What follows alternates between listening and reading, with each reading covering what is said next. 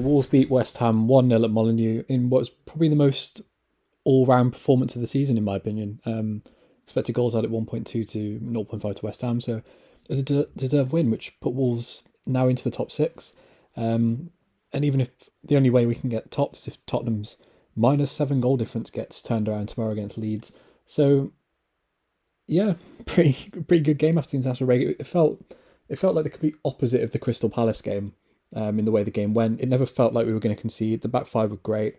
The wing backs were energetic all night. We won the midfield battle, which was something that a lot of people were concerned about. That maybe Souček and Declan Rice would kind of bully Neves and Moutinho, and then obviously Potence came into the front three, which is kind of the big team news. I don't think anyone was really that surprised, to be honest. I think in the press conference and Daniel Potence's tweets and the training videos, it just felt like Daniel Potence was going to get a game.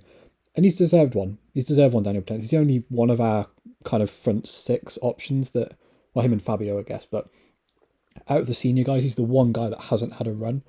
And I think he had a bad first 20 minutes. He gave the ball away a few times, and I was like, oh, here we go again. It felt very similar to the game, I think it was at Southampton, where he had a bad first half. But he hasn't had a run of games, and you could tell he grew into the game. The one thing I like about Daniel Potence, he just takes shots. It's something that Trincao and Adama don't really do a lot. Even Hwang doesn't. You know, whenever Potence gets the ball, you feel like he's just going to shoot. And I'm not saying any of them were like high quality chances or anything. There was one good save from Fabianski, and it was kind of a dink shot in the second half. But I was actually quite confident going into this game. I did a preview yesterday, and I wasn't. A lot of Wolves fans were really worried about this game, mainly because West Ham battered us last season both times. But look, West Ham are obviously a better side than Palace. I think the Premier League table will dictate that, but West Ham, for me, were just kind of a team I could see us beating just because they didn't really press. And I said in that preview, I felt like the game would go in a similar way to the Everton game did. And it kind of did. But in that Everton game, it felt like we were holding on.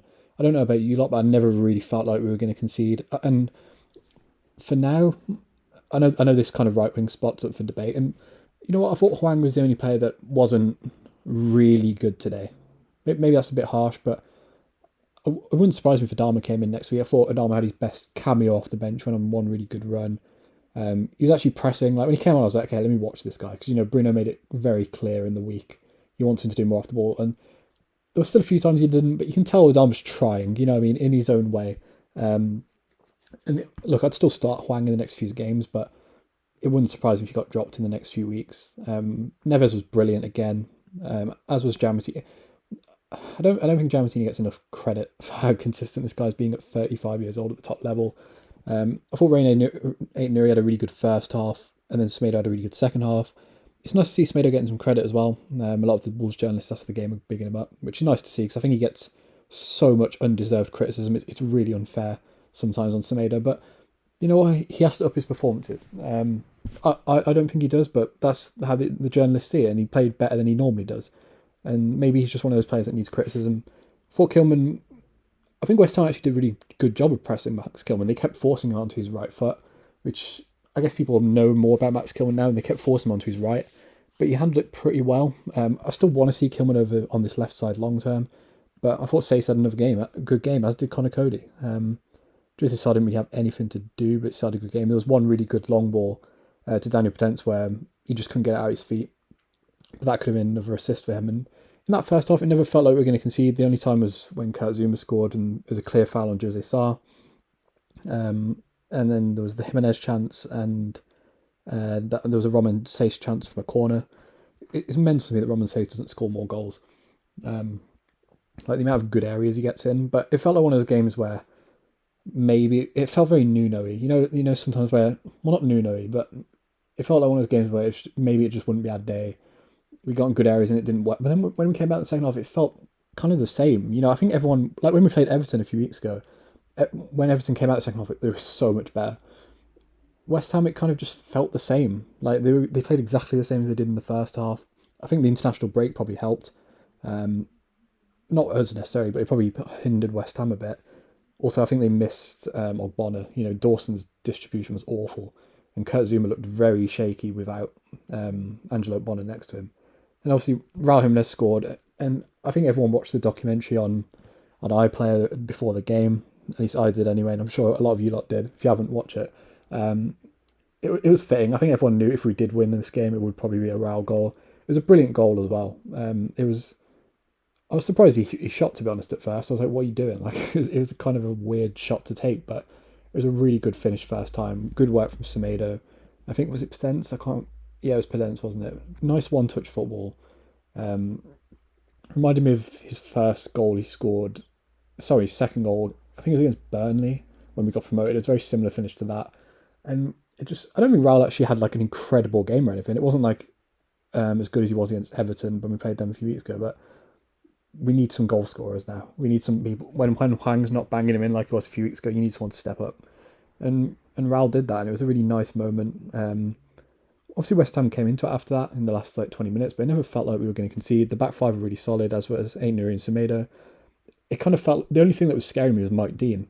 Every time I looked at Mike Dean, I was like, oh god, here we go. But I thought he actually had a really good game, Mike Dean, to be fair to him. And yeah, overall it was a really good performance. Up into sixth now. Obviously Norwich won, didn't they?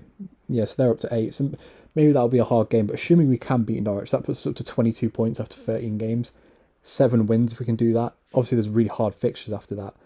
But we could be going into January the 1st, obviously when the transfer window opens and Johnny might be back and Neto might be back, potentially in a kind of top 6 position. You know, everyone's going on about how amazing West Ham have been, that they could finish top 4. We're only 4 points behind them, which obviously is still a lot, right? I'm not playing that down. And Palace are on good form, Brighton are in decent form, Conte's just gone into Tottenham. You feel like Leicester will get better. I'm not saying we're going to finish top 6, top 7, even top 8, but this season was just about Bruno Lage kind of getting settled and kind of getting a style of play across, right? This was always going to be a transition year. And if we can be in that top 10 by January, that's a massive result. We've beaten one of, I know West Ham aren't a traditional big club, but they are in the top 4 right now, and that's a big scalp. It's our first big scalp against one of these big 4. And obviously we've still got Chelsea, Liverpool and City to play, and we will probably get max 4 points from those games, probably more likely 1 or 3. But overall, it was a really good day. It was really nice to see Raul score, and hopefully that can give us a bit of momentum. Big games for Moutinho and Neves as well, because I think a lot of people were writing them off, saying we were going to lose this midfield battle, and I thought Ruben Neves bossed Declan Rice the whole game. And Aït-Nouri has to play, by the way. I'm not even saying he was great today, but he's just so much better than Marcel, or he just fits the system better. It's not even Marcel's fault. It's not a dig at Marcel. Rain Aït-Nouri just suits the system. But I think that's everything I have to say. If you enjoyed the video, like the video, subscribe to the channel, and yeah, peace.